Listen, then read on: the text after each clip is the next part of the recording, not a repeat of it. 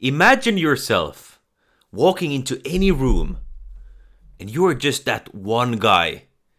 You're that one confident guy who's able to speak with so much authority, so much power, and people immediately respect you. People immediately want to listen to what you're going to say next. They're drawn into you, they're inspired by you. Because you have that certain aura. You're that charismatic guy who's just able to talk well. You see, most guys today, especially most young men today are invisible. They're socially awkward. They're not able to have eye contact with people. They might be stuttering in conversations. Their mind blanks out when they're about to give a speech or even a conversation. And I was in the same boat for most of my life. I remember back in 2023, after being in the military, I was quite socially awkward. I was quite good at speaking, but I was just socially awkward, and I couldn't really speak in a way that would make people trust me or respect me. And at this point, I was totally broke because I was in the military and it doesn't pay very well. So I had to find a job because otherwise I couldn't pay my rent. So I started trying to get jobs, but it was really hard because, of course, if your social skills are bad, it will be hard to get a job. And this is one of the best reasons why you should focus on improving your speaking skills, improving your communication, being able to articulate your value.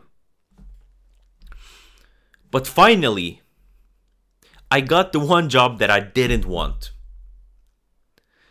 But I had no other option. It was a sales job selling newspaper at the street. And the reason I wasn't very keen on starting this job was that it was 100% commission based. And I hadn't done that in the past. Or I had actually at one point, but my experience from that wasn't very great. So I knew that, all right, I have to succeed at this job or I will not be able to pay my rent. I will not be able to pay for food. And that was when I started looking for ways to improve myself. How can I speak in a way that makes people want to listen to me? Because I somehow have to get their attention. I have to get them to listen to me and trust me enough so that I can sell them something. Weeks went by and I've only made a couple of sales. It was not enough for me to pay my rent. And 3 weeks in, I decided, all right, I have to do something. I have to come up with something to take me out of this situation. I have to learn how to sell. And the things that I've been looking online, at YouTube videos, reading articles, they hadn't really been working that well for me. Because I lacked one of the most important things, which was confidence. And at this time, I just looked at the other people in my company. How were they able to sell so much? What was wrong with me? There was something I was missing. So I went up to the best salesperson in the company. And he told me something that I will never forget. He told me, yeah, Felix, so when you're selling, you definitely have the techniques right. You're saying the right things. You're using a good script. Everything is correct. But you sound unconfident. You sound kind of uncertain. You don't sound like you're an expert. Like you have the credibility needed to convince someone to buy from you. And that was the realization I had. Oh, it's confidence that I'm lacking. And I kind of knew it because I was kind of tense. I was kind of nervous going into the conversations with people trying to sell them the newspapers. I did notice that. So then I asked him a question. Well, how do you become confident? How come you are so confident then? Like, how can I develop that? And he said that you have to fake confidence. until you start believing it. And that was the moment I realized that it's all in my head. I can instantly shift how I see the world, how I communicate with other people. And it felt very uncomfortable from that point forward, but I started trying to trick myself into just acting confident. Because you right now, if you're not feeling confident, you don't feel that you're very good at speaking. You might not speak in that powerful way with authority. You still know how a confident person speaks. How is he speaking? He's using his voice. He's using conviction, open body language, all these things. So I started doing the habits of a confident speaker. And just by acting that way, I immediately felt more confident. And even though it was uncomfortable at first, pretty soon, I started feeling more confident. I started feeling more powerful. But the more important thing was that I started selling more. Just by faking confidence, I started selling more. Because I acted like a confident person. And people cannot tell if you're just acting it out, if you're doing these 7 habits, these 7 mannerisms. And the first point, and this was a big one for me, is just pausing instead of filler words. Silence signals security. You're comfortable with silence. And in the past, I thought that I just had to feel everything. I had to talk very quickly and never pause because that's uncomfortable. But if you want to speak in a confident way, you want to come across as someone competent and powerful, you have to use silence. You have to use pauses in the right strategic moments to your advantage. The second point is open body language. A confident person is confident in their own skin, where they are right now. And if you think about a king, for example, how is a king sitting? Well, he's sitting pretty broad, right? He's not scared of taking up space. So the more you can use your body, you can use your hands, different gestures, you can sit in a comfortable way, the more powerful you will look, the more confident you will look. But at the same time, you will feel it. You know, just by doing the steeple, for example, this is one of the most powerful poses. Just by doing this, if you do this in public, you will notice, damn, I feel kind of powerful.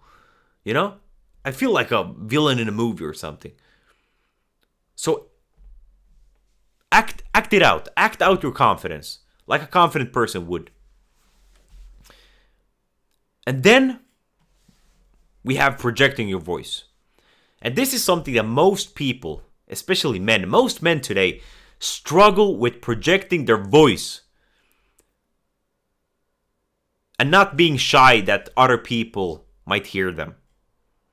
Because if you're speaking in a very shy way, you're not, very low volume, people will think that you're not believing what you're saying. And this was me for most of my life. When I was very introverted, I was very shy. I was speaking so people barely could hear me. But then, even though it felt uncomfortable, I started speaking with more volume. I started projecting my voice. Because when you project your voice, you speak with more volume.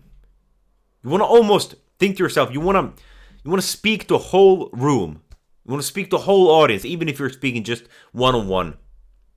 People would believe you more because they think that, yeah, he has to be telling the truth because he's so confident that he can speak it out loud.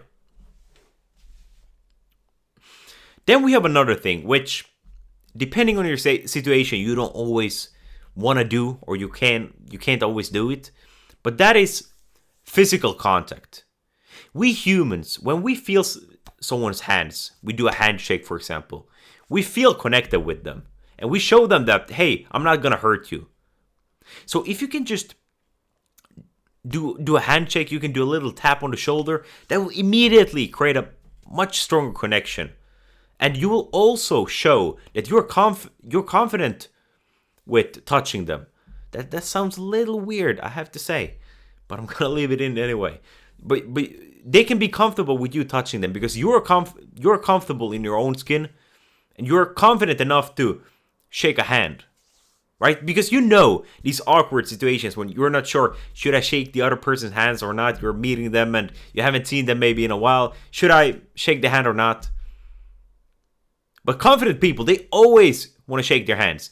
You can look at Trump, for example. He is someone very confident. He always goes for the handshake, then he grabs them like back or something. He shows that he's very confident. The fifth point is eye contact. Eye contact is the most important thing when it comes to building trust with people. And if you can't hold eye contact, people will not trust you. People will think that you're lying or you're hiding something. And having bad eye contact, it's a sign of not being confident. And this is something, it will be uncomfortable at first. If you're not used to, interacting with a lot of people socially, it will be uncomfortable at first. But a thing that I've used to really train this up is to stare people in the eyes on the street when walking by them. So this is an action challenge for you right now. For the next 3 days, I want you to stare people in the eyes. Not in a creepy way so you get robbed or something. That's not the goal. But just stare them in the eyes and you will notice they will look away before you do. Because most people, they are not comfortable with looking people in the eyes. It's a great practice. And also, right now, I'm watching straight into your eyes, right? Straight into the camera. If I would speak like this, it would feel a little bit weird, right? So I'm watching you straight in the eyes because that creates the connection. It shows that I'm trustworthy.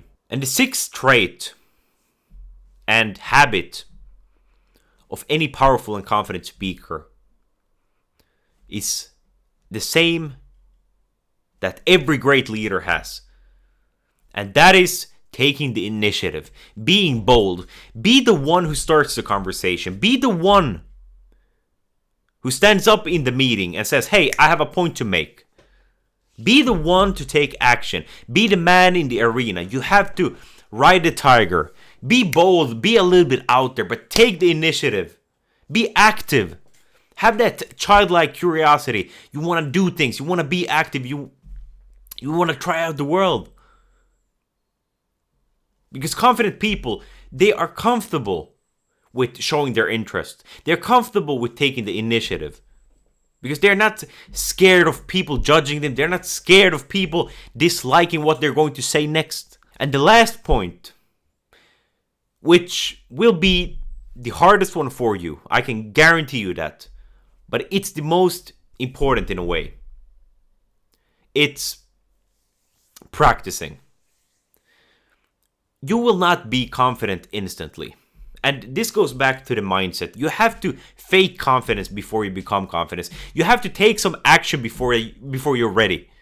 No one started out being just totally confident in every type of situation. You have to go out of your comfort zone. You have to start those conversations. You have to be the one who take the initiative.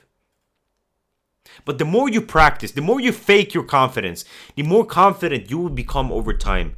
And you will give yourself the proof that you do the things that you say you're going to do. You will fail, you will be rejected, people will dislike you, it will not be comfortable all the time, but you will grow from it. You will grow from taking social risks, from putting in the reps, from being uncomfortable. Pain is where the progress is. Alright, so move towards pain. And every time you feel nervous before a conversation, every time you feel, oh, this is a little bit awkward, every time you project your voice and you start thinking, what will people think about me? Will people judge me? Will people dislike me? Every time that happens, just say to yourself, good job, Felix. You are improving yourself. You're going towards the pain, and you will be ahead of 99% of people who just want to live in their comfort zone. They don't want to take any risks. So do these things. Start today. Hopefully you took some notes. I should have reminded you in the beginning to always take notes. But to take action on these things, that's the most important thing. Because nothing changes if nothing changes. At the end of the day, your life will stay the same if you don't do anything about it. So if you're not happy with your current situation, with your current confidence, and your ability to speak in a powerful way, to communicate well with others, do something about it. You have one life. You can make the decision to become better. I hope you go out there, take some action, and have an amazing rest of your day. Alright, see you in the next one. Take care.